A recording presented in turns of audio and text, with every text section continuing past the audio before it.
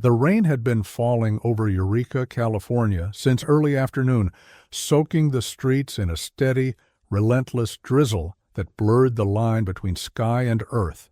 The heavy clouds hung low, as if pressing against the rooftops of the old Victorian houses that lined the narrow streets.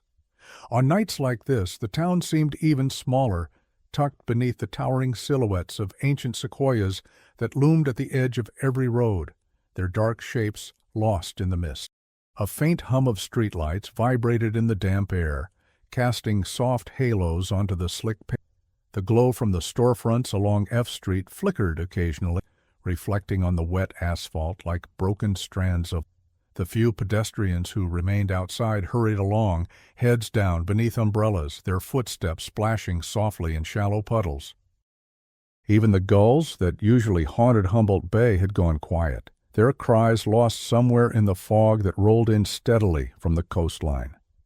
It was on a night like this that Bus 27 waited quietly on the outskirts of town. The engine idled, a low mechanical growl barely audible beneath the drumming rain.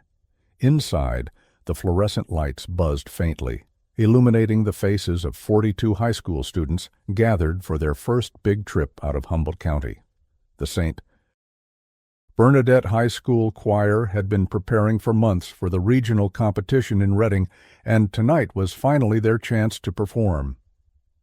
Coach Donnelly stood near the front of the bus, clipboard in hand, scanning the rows of students one final time. His voice was steady, but tired. "All right, folks, one last head count. Stay with me, please." The students responded with a half-hearted cheer, their excitement slightly dulled by the late hour and the monotonous rain. Donnelly smiled softly to himself. They were good kids, most of them. Nervous energy filled the space like static, pulsing beneath their calm exteriors. At the driver's seat, Mr. Kramer tapped his fingers against the steering wheel, waiting patiently. The wipers beat a steady rhythm across the windshield, struggling against the accumulating mist. The road ahead was already disappearing into a thick wall of fog. All present and accounted for. He glanced at Kramer and nodded. "Let's get rolling." With a soft hiss, the bus doors closed. The engine rumbled as the vehicle eased forward, leaving behind the comfort of the town's dim lights. Within moments, Eureka vanished into the darkness behind them, followed by towering trees and endless shadows. The road narrowed as they entered the forest. The giant sequoias stood on either side like silent sentinels, their colossal trunks vanishing into the fog above. Occasional flashes of headlights reflected off wet bark, creating fleeting ghosts of light that darted through the trees. Inside the bus, conversations grew quieter. Some students whispered to each other, others leaned their heads against the cold glass, eyes drifting shut as the movement of the bus rocked them into drowsiness. The air smelled faintly of wet jackets, heated vinyl seats, and the lingering sweetness of snacks shared earlier in the evening. The soft murmur of the students' voices mingled with the constant hum of tires on slick pavement, creating a lullaby of white noise. As the minutes passed, the forest grew denser. The fog thickened, curling around the bus like cold breath. The headlights barely pierced through the mist, illuminating only the closest stretch of road. Visibility narrowed, and the world outside became a shapeless gray void. At one point, the bus slowed unexpectedly. Donnelly raised his head from the clipboard, frowning. "Everything all right, Paul?" he asked the driver. Kramer squinted through the windshield, his brow furrowed. "Road's getting slick, visibility's crap, but we're fine." The students barely noticed the exchange. A few chuckled softly, singing under their breath. They had practiced the competition piece so many times it had become second nature, but now even their familiar harmonies took on an eerie quality in the dim light. The melody floated through the bus like something half-remembered from a dream. A distant flash of lightning illuminated the forest for a split second, revealing the massive trunks standing like ancient monoliths. The thunder followed, low and rumbling, as if the earth itself had sighed beneath their wheels. The rain intensified. Water streamed down the windows in endless sheets, distorting the view outside into a swirling, shifting canvas. Somewhere in the distance, an owl called out once, its cry sharp and sudden in the quiet. The bus rounded a sharp curve, tires splashing through a shallow stream that had formed across the road. Donnelly glanced uneasily at the dark woods beyond. The area they were passing through was known locally as Devil's Bend, a stretch of winding road with a reputation that went back generations. Accidents had happened here before. Strange ones, cars found empty, people vanishing without explanation. He shook off the thought. Superstition, mostly. Stories to keep teenagers from sneaking out into the woods at night. But still. "Almost there, folks," Kramer announced, his voice calm, trying to reassure himself as much as his passengers. Another hour or so. Suddenly the headlights caught something ahead, a brief glimmer, like eyes reflecting back at them. But as quickly as it appeared, it was gone. Probably a deer, Donnelly told himself, or fog, playing tricks again. The rain pounded harder. The windshield wipers strained against the torrent. The radio crackled with faint static, the signal fading in and out. For a moment, a haunting melody slipped through, a distant hymn, soft and warped by interference, eerily similar to the song the students had been practicing. Kramer reached out and twisted the dial, trying to find a clear signal, but only static answered. The song vanished as quickly as it had appeared. Then the bus shuddered slightly. "Whoa, what was that?" one of the students asked, sitting up abruptly. Kramer's hands gripped the wheel tighter. "Just a pothole," he said, though his voice was thin. The rain fell heavier still, hammering against the roof. A gust of wind howled through the trees, making the towering sequoias sway like dark giants in the mist. Without warning, the headlights flickered. Donnelly's stomach tightened. "Paul?" "Power surge," Kramer muttered. "Probably the weather. We're fine."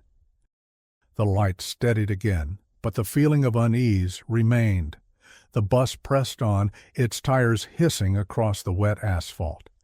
Then came the faint at first. A strange, metallic scent that drifted through the cabin. Not gasoline, not oil, something else. Sharp, unfamiliar.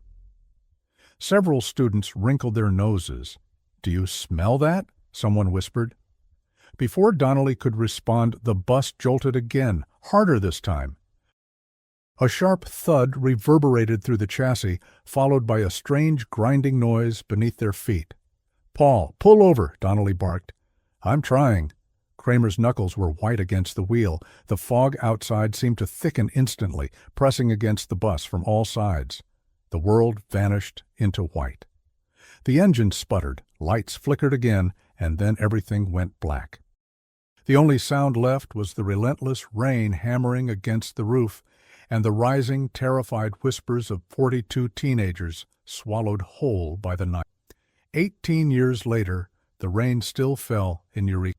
The sky hung low and gray as Emily Carter sat by the window of her tiny apartment above the old Harborview Cafe, watching droplets race each other down. The air smelled of salt and damp wood, mixed with the faint aroma of coffee rising from the cafe downstairs. On nights like this, the sound of rain always found her, as though it had memorized the patterns of her breathing. She wrapped her arms around herself, pulling the sleeves of her sweater over her hands, and glanced at the clock. Nearly midnight. Her laptop sat open on the table behind her, the screen still glowing with the unfinished recording she had been working on for weeks, a song that had come to her in fragments, haunting her sleep, clinging to her thoughts like a voice from somewhere distant. The melody was simple, almost childlike. A lullaby, but unfamiliar. Or was it? Emily's fingers hovered over the keyboard. She knew this song. She had always known it. Yet no one had taught it to her. Not in any way she could remember. Sometimes, in the quiet hours before dawn, she would hum it without realizing, the tune flowing naturally from her lips, as though someone had once sung it to her long ago. Her therapist called them echoes of the past, but Emily knew better. It was her sister's song. The phone buzzed softly on the table, drawing her out of her thoughts. A message from Marcus Hale lit up the screen. "You okay? Big day tomorrow." She smiled faintly. Marcus was one of the few people in town who still checked on her regularly. A retired detective, he had grown into a kind of unofficial godfather after everything that had happened, after everything they had lost. Emily typed back quickly, "Can't sleep?" "The usual." A reply came almost instantly. "Try. You'll need the energy. The interview could help." The interview. She exhaled slowly, feeling her chest tighten at the thought.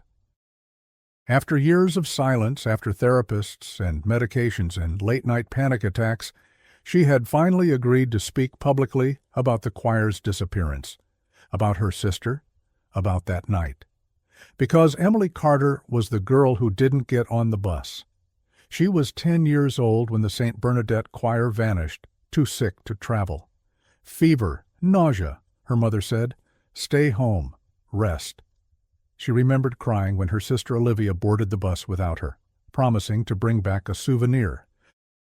That promise remained unfulfilled. 42 students, 2 teachers, and 1 driver disappeared that night. The bus was never found.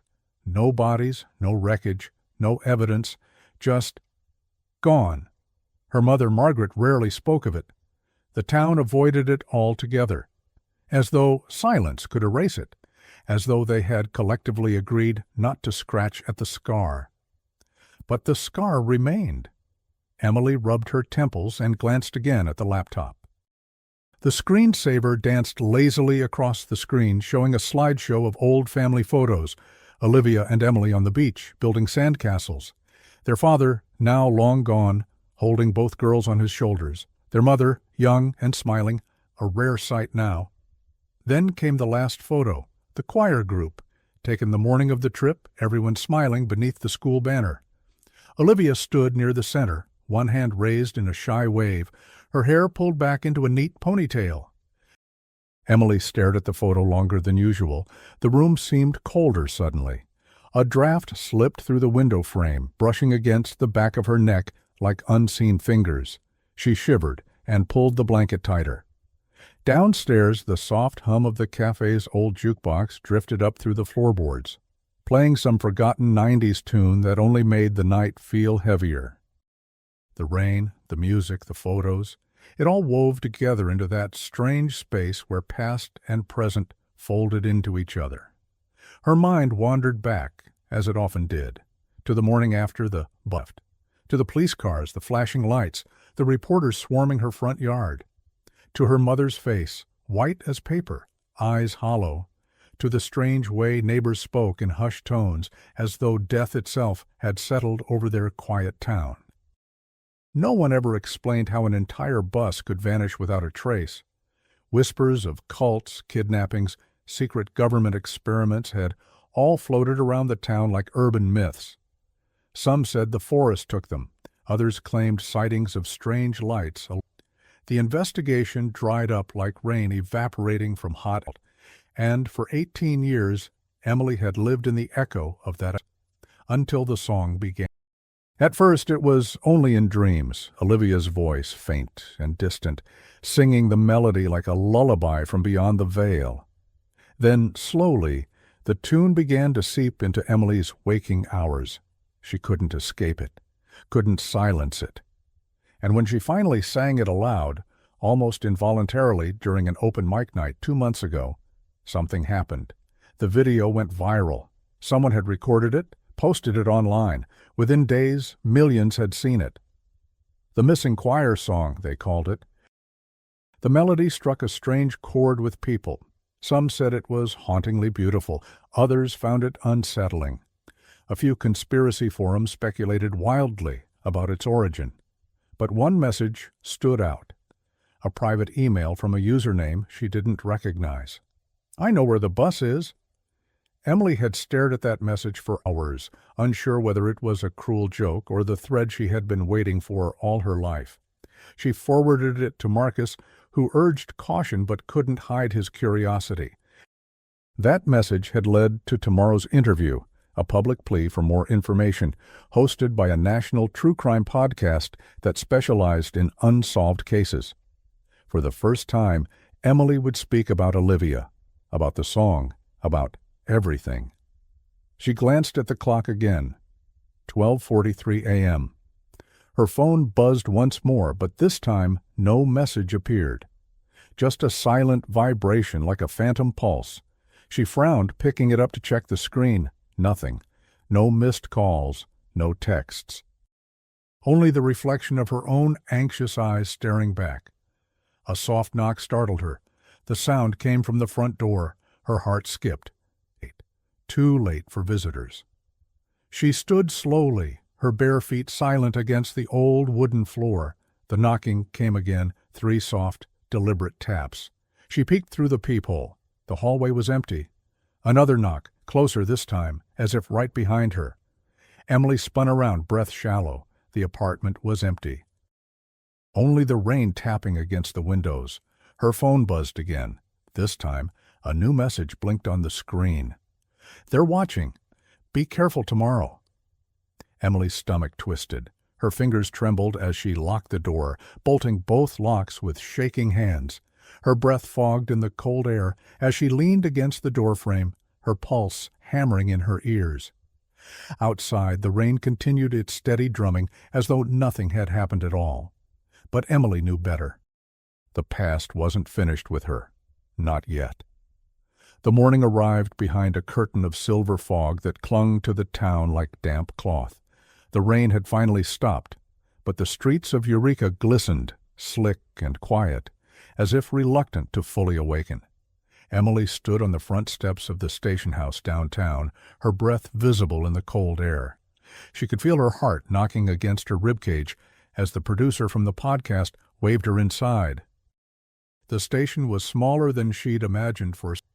It felt strangely personal, a single studio room lined with soundproof foam and cables, humming computers in the corner, and a wall of dim monitors displaying sound levels. The host, Angela Meyer, extended a warm hand and a soft smile.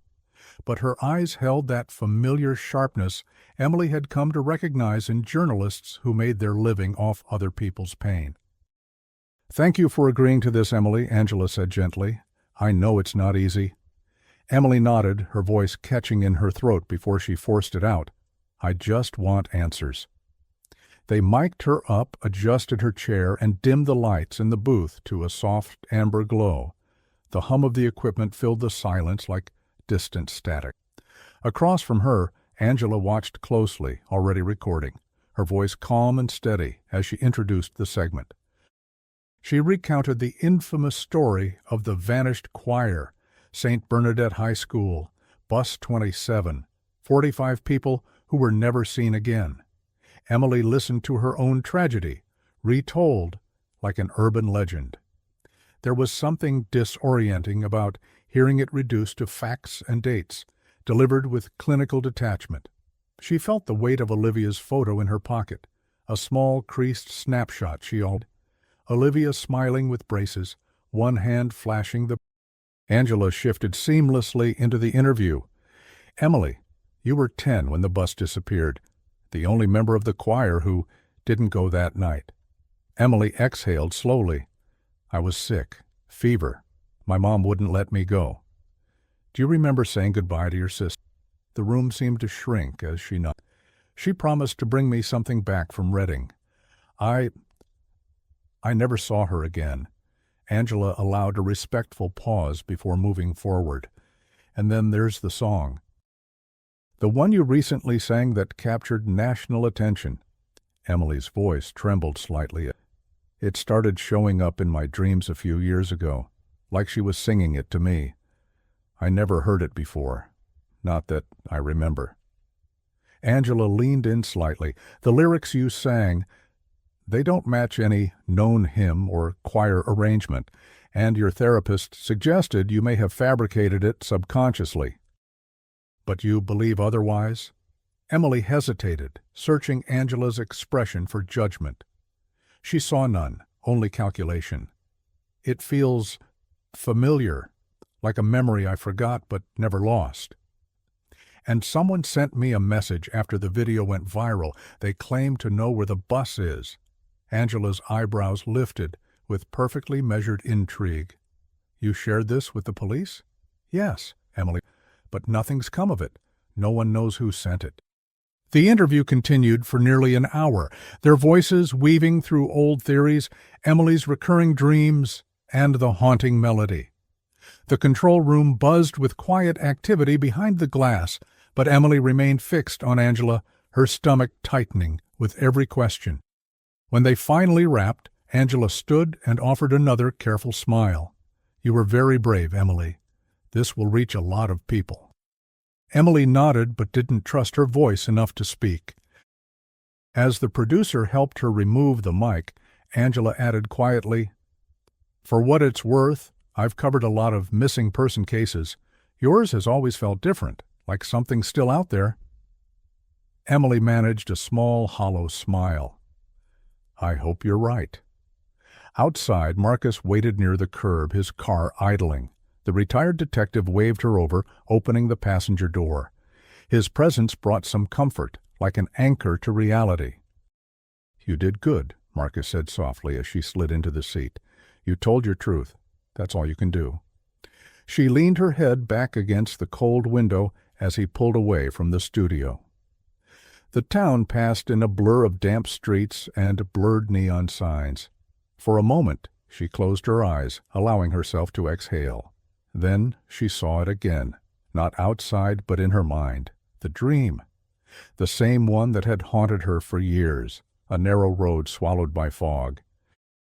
Headlights barely cutting through the mist, the towering trees bending unnaturally inward as if trying to hide something in their branches. A flash of movement in the distance. And then, always, Olivia's voice, whispering her name. She opened her eyes abruptly. You okay? Marcus asked. Emily stared at the passings. I don't think we're finished with this. That night, back in her apartment, the rain returned like a familiar visitor. Emily sat at her small kitchen table, the soft hum of her old refrigerator filling the silence. Her laptop chimed with a new email. She froze when she saw the sender. It was the same anonymous account. The subject line read, You weren't supposed to sing it. Her pulse quickened. With trembling hands, she opened the message. There was no text, only an attachment, a photo. The image loaded slowly, pixel by pixel, revealing what appeared to be an old stretch of road deep within the forest, barely visible through the dense fog. But what caught her breath was the faint outline of a bus. Heavily rusted, partially obscured by moss and undergrowth. Her hand shook as she zoomed in. The number plate was too blurry to read, but the shape was unmistakable. Bus 27. She grabbed her phone and dialed Marcus with unsteady fingers. He answered on the first ring. Marcus. I got something, she whispered. Slow down, Em. What is it? They sent me a photo. It's the bus. I think it's the bus. His voice lowered into a calm, controlled tone, like slipping back into detective mode. Forward it to me right now. Don't reply to them. I'll be there in 10 minutes. Emily's heart hammered against her ribs as she hit send. She double-checked the locks on her door, pulling the curtains tight. The rain tapped a chaotic rhythm against the windows, as if trying to mimic her heartbeat. 10 minutes felt like an eternity. When Marcus finally arrived, he moved quickly, his eyes scanning the apartment as though danger might be lurking inside. Let me see it, he said. She handed him the laptop, watching as his face hardened while examining the photo. Where the hell is this? Ever seen that road? Emily asked.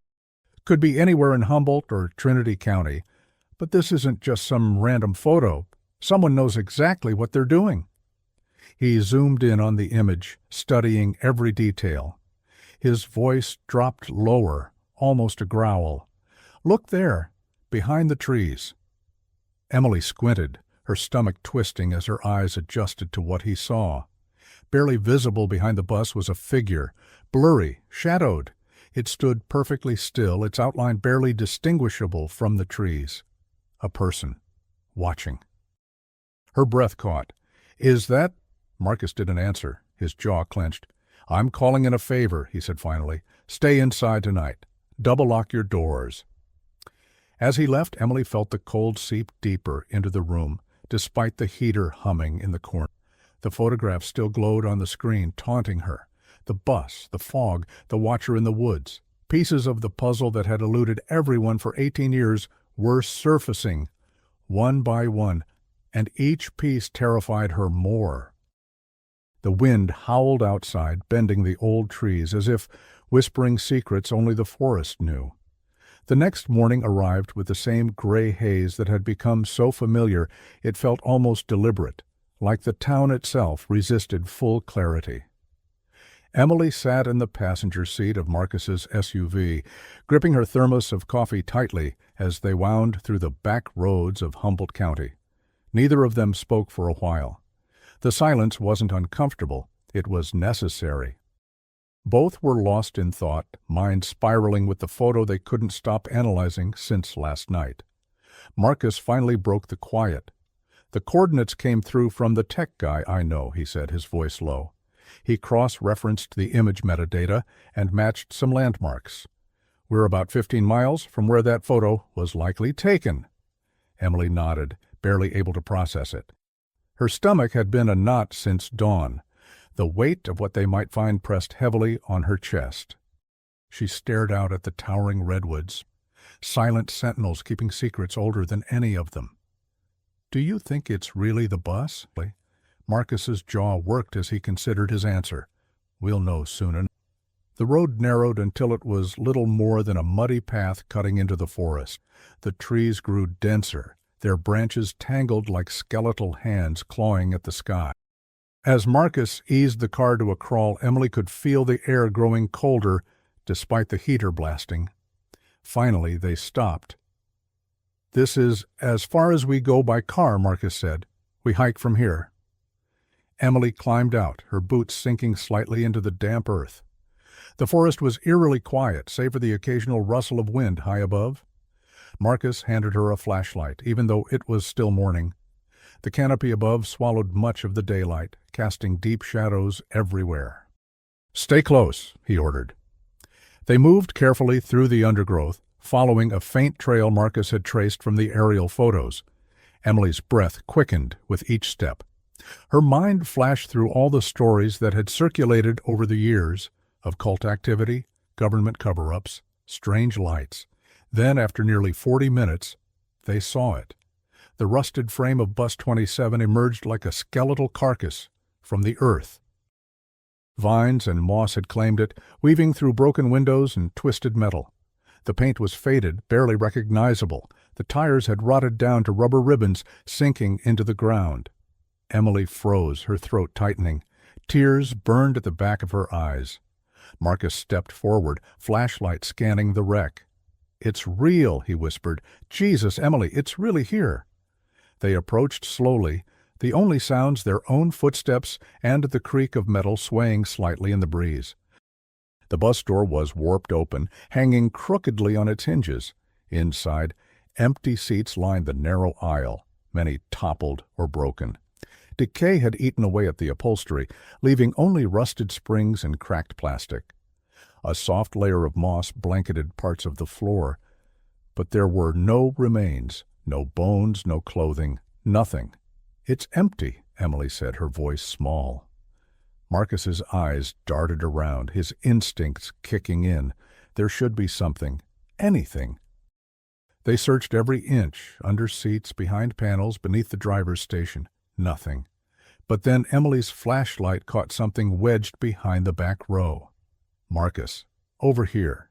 She knelt and carefully pulled out a small object, a music box caked with dirt and corrosion. Wiping it gently, she recognized the faint engraving on the top.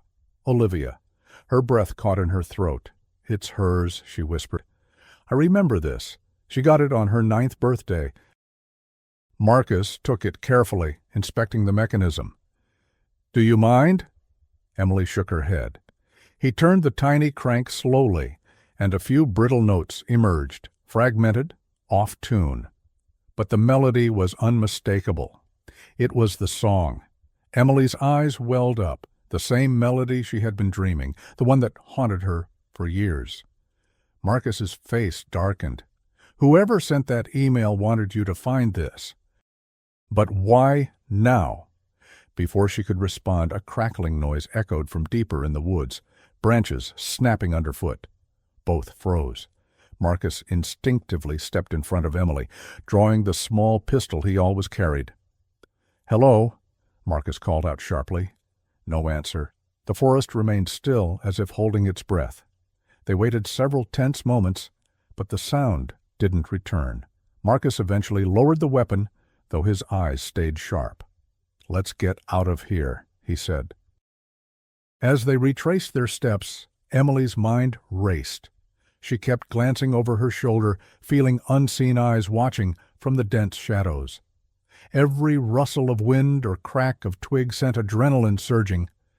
When they finally reached the SUV, Marcus locked the doors quickly, double-checking each one. Back in town, Marcus took Emily directly to his office, a modest converted garage behind his house where he did occasional consulting work. The walls were lined with old case files, maps, and photographs. In the corner sat a battered corkboard labeled Steve Bernadette in faded ink. He placed the music box carefully on his desk. "I want you to listen to something," Marcus said, pulling out an old recorder. He played back a distorted audio file, one of many anonymous calls made to the police in the months following the choir's disappearance. The quality was poor, filled with static, but beneath the noise, Emily recognized it. The melody. The same one. "They called it in 18 years ago," Marcus said. "It was dismissed as a prank at the time." Emily's skin prickled. "But how could they know the song?" Marcus leaned back, his expression tense. "That's what's been bothering me. This melody's never been published. Not officially, not recorded. It was never part of any choir set list. Only you heard it. Or so we thought." Emily stared at the music box, her heart pounding. "Marcus, what if someone's been feeding me this song? What if I've been remembering because they wanted me to?" He didn't answer immediately. Instead, he stood and pulled a file from the shelf, yellowed, thick with notes. "Do you remember the substitute driver that day?" he asked. Emily frowned. "Vaguely. Mr. Harper was sick, right? So the school brought in someone else." Marcus nodded. "Daniel Kessler, contracted through an independent service. Background seemed clean at the time." At the time. Emily's blood ran cold. "What are you saying?" Marcus flipped open the file. "Kessler disappeared 2 days after the bus vanished. Police assumed that he either fled or was taken along with the others. But his financial records showed a large cash deposit made days before the trip. And then, nothing. He became a ghost." Emily's breath hitched. "You think he planned it?" Marcus's eyes were grave. "I think he may have been part of something bigger." Before she could respond, his phone buzzed sharply. Marcus answered, his voice tense. "Hale." He listened for a moment, his expression shifting from confusion to concern. Then he hung up. "That was the state police. Someone just broke into your apartment." Emily's stomach dropped. "What?" "Nothing stolen, no forced entry, just disturbed, like they were looking for something." His voice hardened. "We need to be careful, Emily." Her mind raced. Whoever had sent those emails knew where she lived. They were watching her. And now they were escalating. The forest, the music box, the watcher, the break-in. The pieces were aligning into something far more terrifying than she had ever imagined. And the worst part was, she hadn't even reached the darkest truth yet. Marcus parked the SUV across from Emily's apartment building, his eyes sweeping the street like a hawk. The crime scene tape flapped weakly in the early morning breeze, its yellow strip contrasting sharply against the gray facade of the small complex. 2 uniformed officers stood near the entrance, speaking quietly. One of them, a younger patrolman, nodded when he saw Marcus approaching. "They left the place untouched after your call," the officer, "but you'll want to see this for yourself." Emily followed Marcus up the narrow stairwell, her stomach twisting tighter with every step. The door to her apartment hung ajar, the lock clearly tampered with, but not broken. Whoever entered hadn't forced their way in. They had a key or knew how to pick locks. That fact chilled her even more than broken glass might have. Inside, the damage wasn't obvious at first glance. No drawers pulled out, no broken furniture, no missing valuables. But Emily immediately noticed the difference. Her yearbooks were stacked on the kitchen table, opened, pages bent unnaturally. Beside them sat her childhood scrapbook.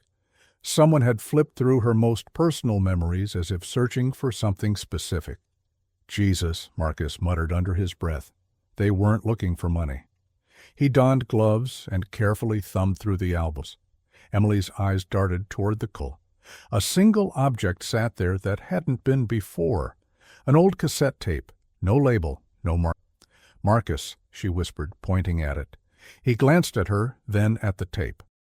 Without a word, he pulled out a small handheld player from his coat pocket. All was prepared. The tape whirred to life. At first, only static. Then, voices. Children's voices. Singing. Emily's breath caught immediately. The melody was familiar, the same song from her dreams, but this time full and rich, layered with harmonies. The choir was performing it as if it were part of their official set list. Marcus froze, his eyes narrowing. "That's your sister's choir." The tape continued, but after a few minutes, a man's voice interrupted. The sound was muffled, like it had been recorded in secret. His words were tense, sharp. "They're ready. We're almost at the site.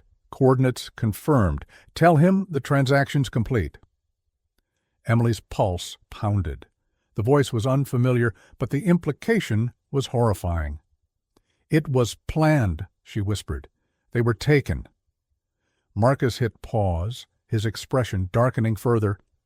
This wasn't a random disappearance.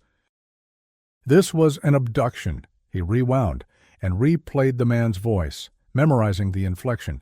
"We need to identify him, fast." Before either could process further, Marcus's phone rang again. This time, his expression changed quickly as he listened. "I'm on my way," he said sharply, and hung up. "They found Kessler." Emily blinked in disbelief. "What?" Marcus grabbed his coat. "Alive."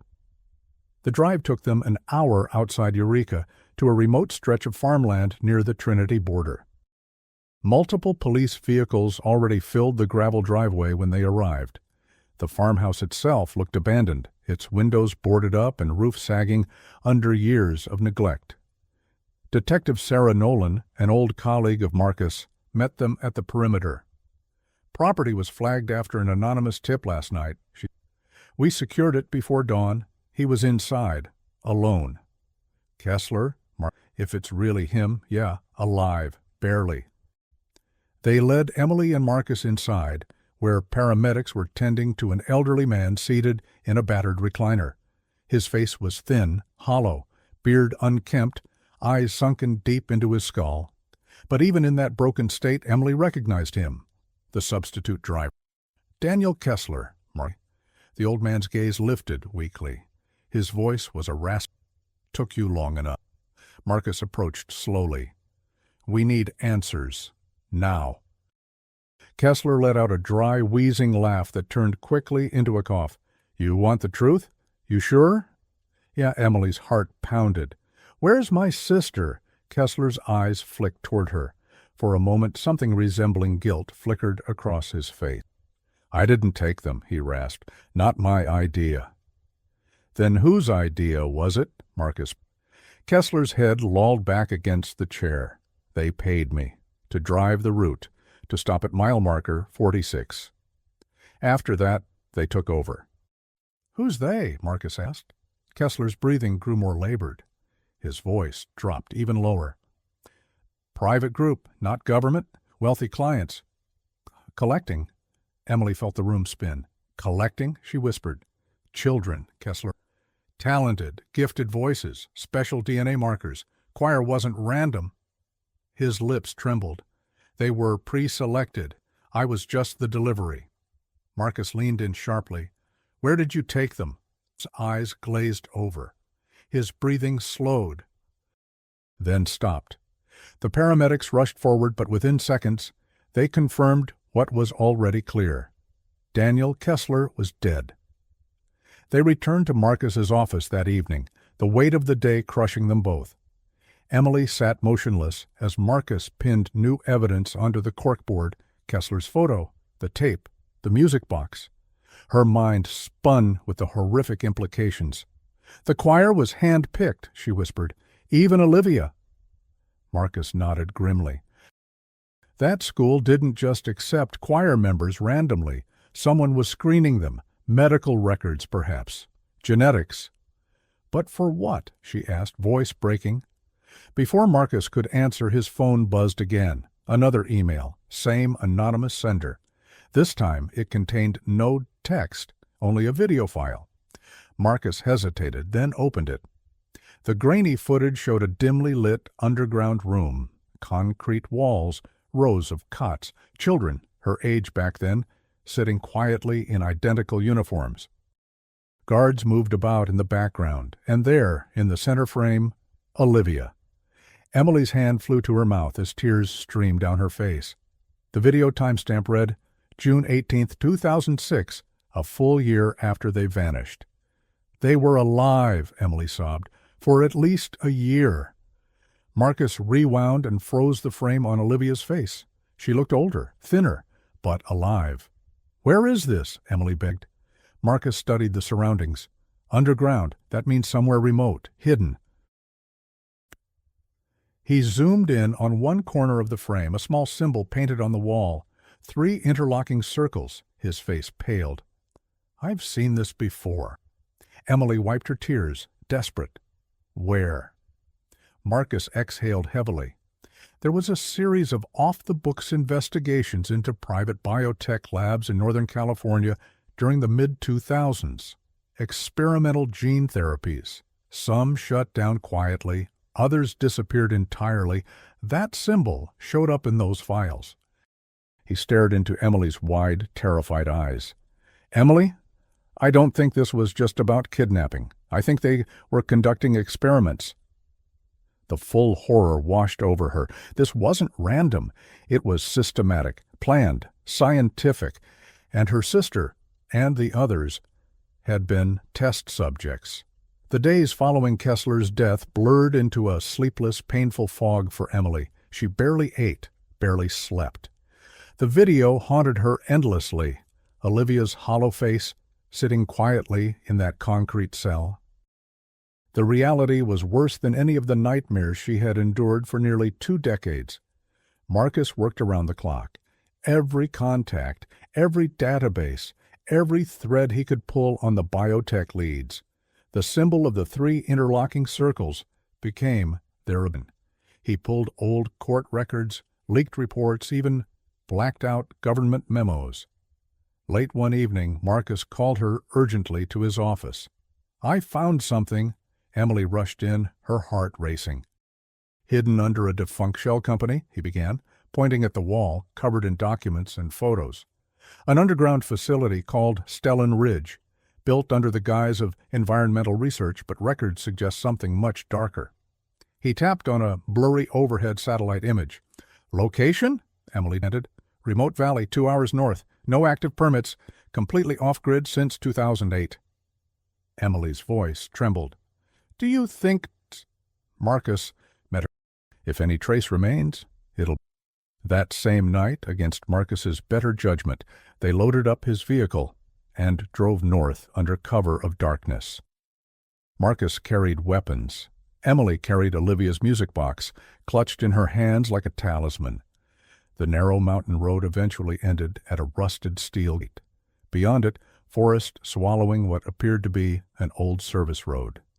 "This is it," Marcus whispered. They hiked the remaining distance under moonlight, flashlights carefully directed downward to avoid attracting attention. The facility eventually revealed itself, mostly hidden beneath a grassy hill like a bunker. Steel doors blocked their entrance. Marcus examined the keypad next to them. "Still operational," he said quietly. Whoever abandoned this place wasn't careless.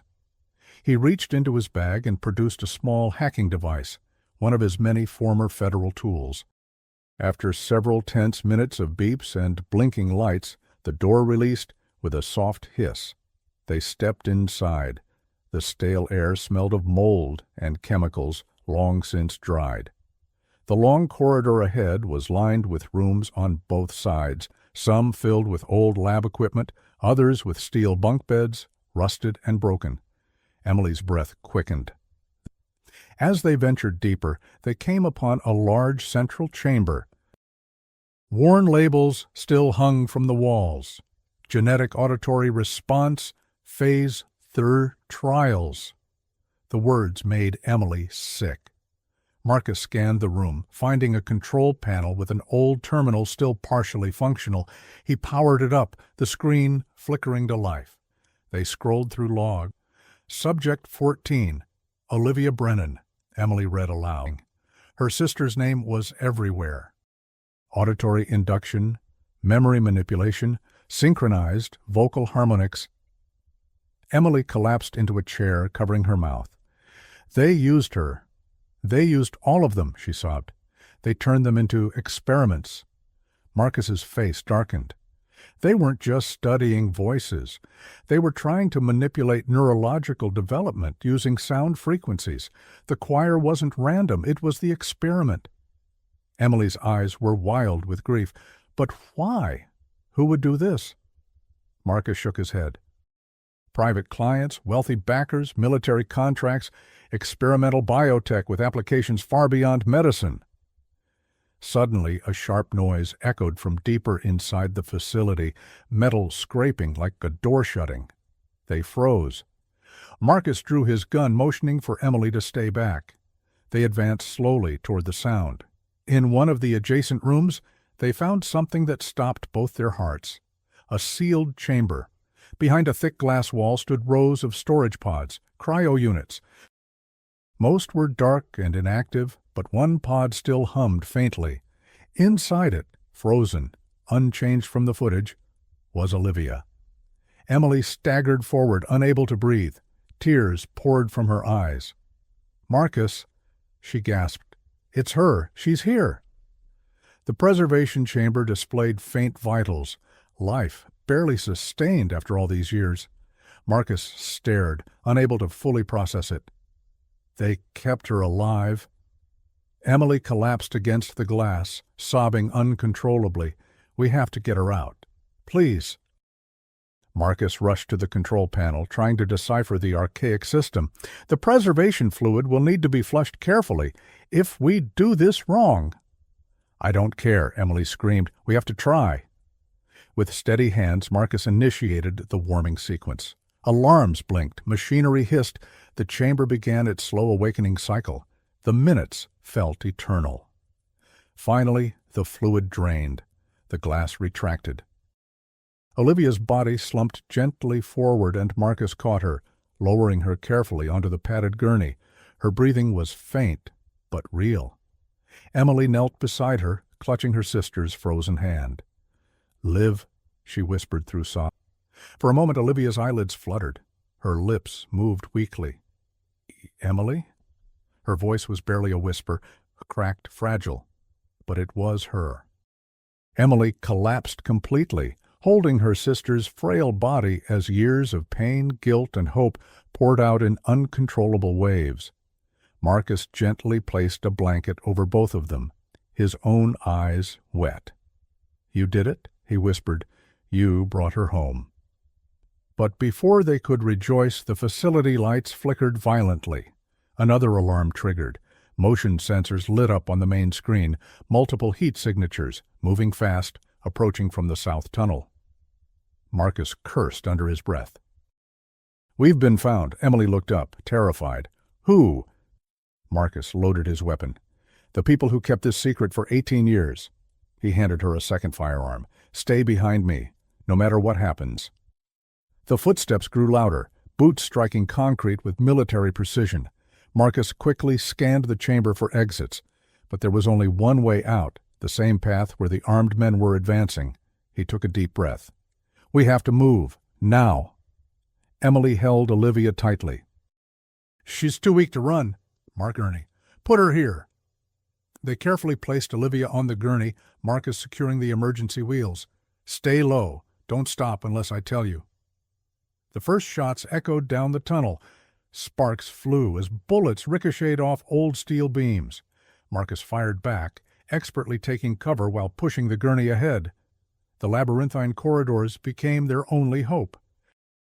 Marcus led them through back passageways using his memory of the facility's schematics. Behind them, the men closed in. "Who are they?" Emily gasped. "Private security," Marcus said between gunshots. "Likely sent by the remaining investors who funded this place. They want to bury the evidence?" The facility shook as one of the attackers lobbed a flash grenade down the tunnel. Marcus shielded Emily and Olivia, gritting his teeth through the blinding burst. When his vision cleared, he spotted an old maintenance elevator ahead. There! They rushed inside. The doors jammed halfway, but Marcus forced them shut as bullets slammed against the steel. The elevator groaned and began ascending toward the surface. The climb felt endless. Emily held Olivia's hand, whispering, "You're safe, Liv.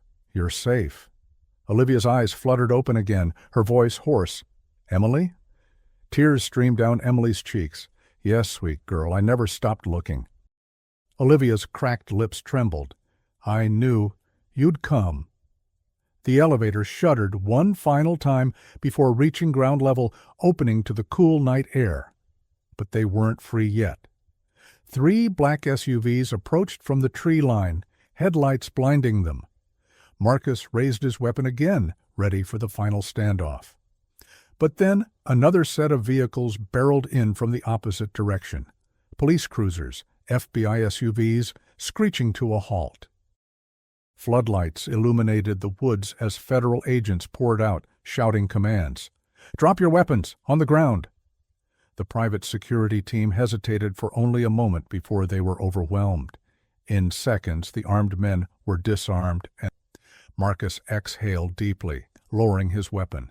One of the FBI agents approached him directly, hand extended. "Agent Marcus Hale," the man said. "We got your signal. You did good." Emily stared in disbelief. "You called them?" Marcus nodded, exhausted. "Backup was always the plan. I just had to get you to her first." Emily couldn't hold back her tears as Olivia was carefully transferred into the waiting medical transport. Marcus finally allowed himself to sit on the ground, his hands shaking as the adrenaline crashed. The nightmare was over.